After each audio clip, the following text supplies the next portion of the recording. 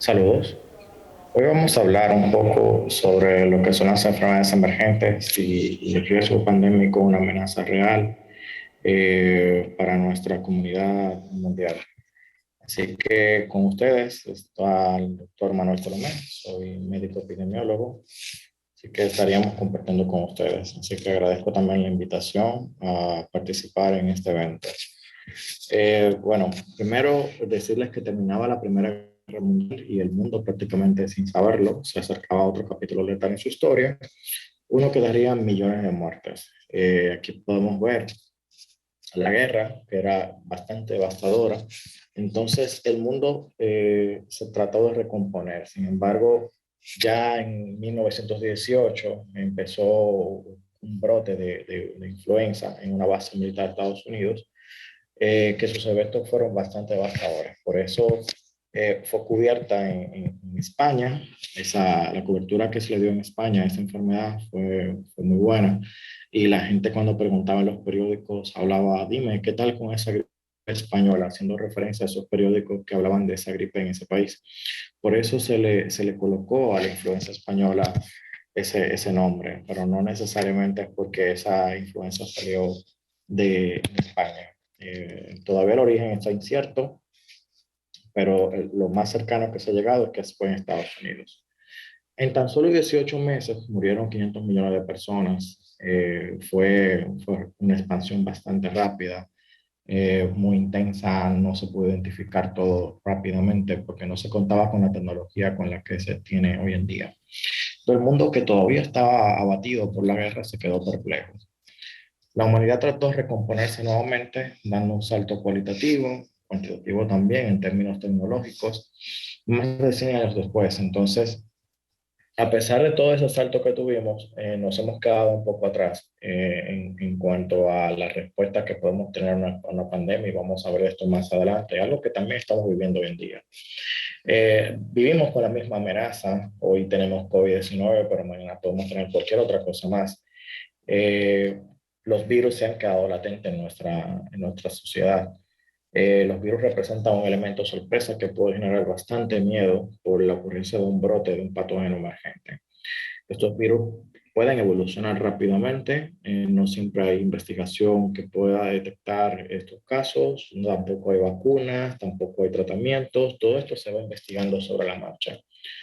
Eh, lo cierto es que los escenarios de conflictos armados, conflictos bélicos, conflictos civiles o disturbios, también cualquier tipo de alteración del orden público o bien problemas que puedan afectar lo que es la cadena de suministro por ejemplo, servicios de salud, medicamentos, vacunas, pues son factores que pueden provocar lo que es la emergencia de enfermedades. También las catástrofes humanitarias o catástrofes naturales son algunos de los elementos que pueden provocar la emergencia o la reemergencia de enfermedades.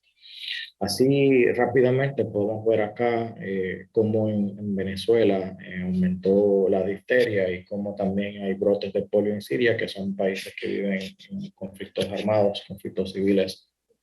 La pobreza es otro factor también que puede afectar la emergencia o la reemergencia de enfermedades transmisibles. La falta también de infraestructura sanitaria, en el caso del Congo en África, pues potenció el brote de ébola del 2014, que provocó también lo que es el cruce de esta enfermedad a otras fronteras. Por eso tuvimos casos de ébola en Estados Unidos también, es una explicación de esto, y ha dejado miles de muertos en ese país. De hecho, hoy en día, pues tenemos brotes intermitentes en ciertas partes de África y todavía se habla de enfermedad, que se controla el brote, pero en países como Sierra Leona, por ejemplo, pues aparece un caso nuevo. Eh, el transporte moderno también, los vuelos, para transporte marítimo, todos los países hoy en día están a un vuelo de distancia. Y entonces esto puede provocar que una persona esté en periodo de incubación en un país y entonces debute en otro país con una enfermedad. Entonces, esa facilidad de los viajes intercontinentales puede también provocar la diseminación de patógenos de un lugar a otro. También con el tema marítimo podemos tener el agua de lastre, las aguas de lastre, que estas aguas también pueden tener gérmenes de importancia epidemiológica, que se pueden transportar también de manera intercontinental. El calentamiento global es otro ejemplo, ¿verdad?, de estos factores. Podemos tener acá en España, por ejemplo, y Francia, que ya tienen casos autóctonos de dengue a partir del año 2019. Esto significa que ya estos países pueden presentar sus propios casos que se hacen dentro de su país. Eh, Hemos visto tradicionalmente los países que son de clima más cálido, ¿verdad? Clima subtropical, tropical, son países que son propicios de los mosquitos y hoy en día por culpa del calentamiento, pues se ha visto aumento de vector de transmisión de estas enfermedades en países donde no se pensaba antes. Otro factor que puede influir es la desconfianza y los grupos antivacunas, la desconfianza de los gobiernos.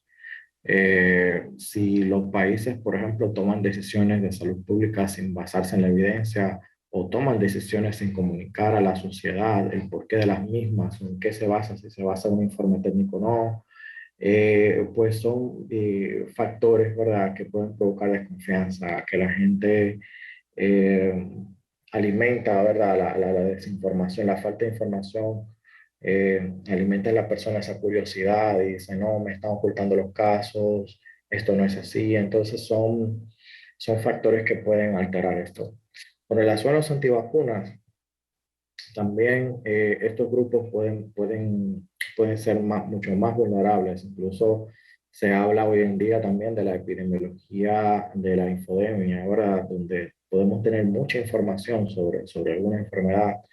Y también la epidemiología está estudiando hoy en día también cómo estos rumores pues se propagan, ¿verdad? Como si fuese una enfermedad transmisible a través de las personas. Entonces, esto es a través del monitoreo de redes sociales, por ejemplo.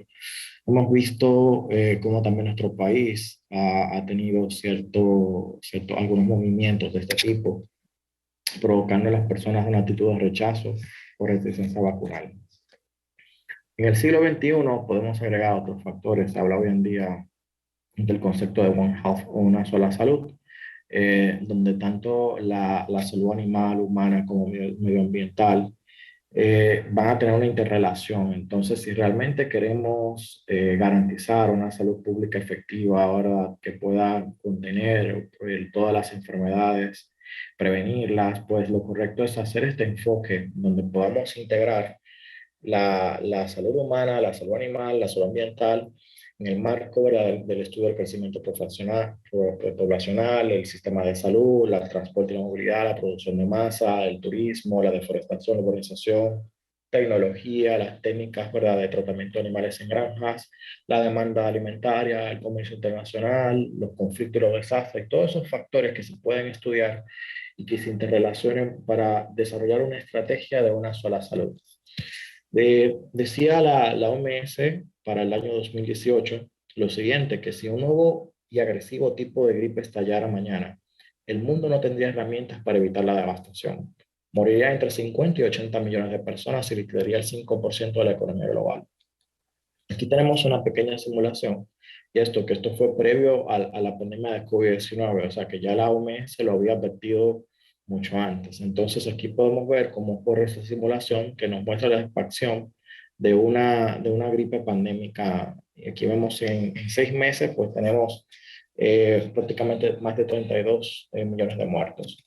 Realmente el mundo no está preparado porque no contamos con infraestructura suficiente para hacer frente a la próxima pandemia letal, y esto nos ha mostrado también el tema de COVID-19.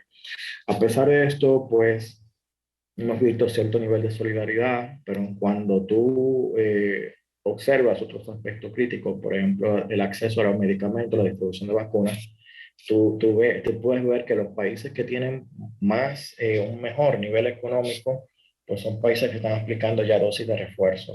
Y hay países donde ni siquiera ha llegado una sola dosis. Eh, entonces, la OMS también elaboró una lista de enfermedades que tienen un potencial importante, ¿verdad?, de convertirse en un patógeno que puede provocar una emergencia sanitaria.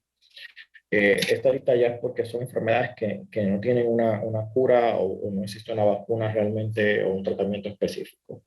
Tenemos la enfermedad del virus del ébola, que ya hemos hablado un poco de ello. Bien. La tasa de letalidad es bastante alta y existe un tratamiento, el CIMAP, y una vacuna que está en investigación, la cual fue aprobada también durante un periodo de emergencia. Esto a raíz del brote de 2014 que tuvimos. La fiebre de Lassa también, que tiene una letalidad de un 5% y el tratamiento no es eficaz, todavía no tenemos vacuna disponible. La fiebre de Crimea del Congo, que está dando un dolor de cabeza tremendo en Europa, la tasa de letalidad puede llegar hasta un 40% de los afectados y tampoco hay una vacuna disponible. La enfermedad por virus de Marburgo, la tasa de letalidad en 24-88%, tampoco hay vacuna ni tratamiento. El síndrome respiratorio del Medio Oeste, Middle East Respiratory Syndrome, es un tipo de coronavirus, esto ya se había descubierto anteriormente, y la letalidad del 35%. Tampoco tenemos vacuna hoy en día. La fiebre de Valle del Rift, la tasa de letalidad del 50% aproximadamente, la vacuna está en investigación. Y el SARS, que ya fue acá, ¿verdad? Como podemos decirlo así, como ya en la época moderna, la introducción de estos patógenos de enfermedad tipo influenza de riesgo, un importante riesgo pandémico. La tasa de letalidad es de un 0 a un 50%, esto va a variar también del grupo de riesgo y la vacuna está en investigación. Las enfermedades epavirales, el virus Nipah, la tasa de letalidad de un 40 a un 75% y no hay tratamiento tampoco ni vacuna. El virus Zika, esta enfermedad, existe una vacuna que está en investigación. Se ha pensado una posible asociación con lo que es el síndrome de Guillain-Barré y la microcefalia. Todavía hoy en día, el impacto social y económico que tradujo esta enfermedad para aquellas personas que tenían niños con microcefalia puso también en relieve lo que es la debilidad del sistema de salud en nuestro país para poder dar respuesta a los niños con estas necesidades de cuidados especiales que van a necesitar para toda su vida. Existe la enfermedad X, que en realidad paradójicamente no existe, sino que es un modelo de simulación para no poder comprender un poco cuál sería la respuesta de los países ante una situación de emergencia. Esto fue propuesto por la Organización Mundial de la Salud y lo que busca es la conciencia, o sea, despertar la conciencia de cómo un patógeno desconocido pues, pudiese afectar al mundo y cuál sería la respuesta que deberíamos tener. Eh, Esto es una página web también llamada HealthMap que yo utilizo, la pueden consultar. Existe también una aplicación para teléfono móvil que ustedes pueden ver cuáles son las alertas epidémicas en cada país del mundo en tiempo real. Y eso les permitirá a ustedes también tener una idea de cuál es el panorama que existe con relación a la presentación de estos brotes. Eh, Aquí tenemos más o menos las cuatro pandemias, ¿verdad? Que han puesto al mundo de patas arriba. No he agregado ahí la COVID-19, pero ya es tiempo de hacerlo, ¿verdad? Habría que ver qué tal con esto. Tenemos la gripe española en 1918, la gripe porcina entre 2009 y 2010, en 1957 y 1958 la gripe asiática y en 1968-1969 la gripe Hong Kong. Fíjense acá que estos nombres que han colocado acá, que son los nombres con los que comúnmente se conocen, son nombres despectivos. Por eso lo que hace es victimizar a los países. Lo que se hace hoy en día es colocar pues una nomenclatura que evite el estigma social que representa esta enfermedad para estos países. Yo recuerdo que con el caso de la gripe porcina se le llamaba también gripe mexicana. La COVID-19 se le decía la enfermedad por el virus chino. Entonces, este tipo de nomenclatura no es correcto hoy en día, sino que debemos adaptarnos a la nomenclatura que tiene la Organización Mundial de la Salud. La influenza pandémica, hay un riesgo importante de que pueda ocurrir una pandemia, incluso dentro de esta que estamos teniendo actualmente.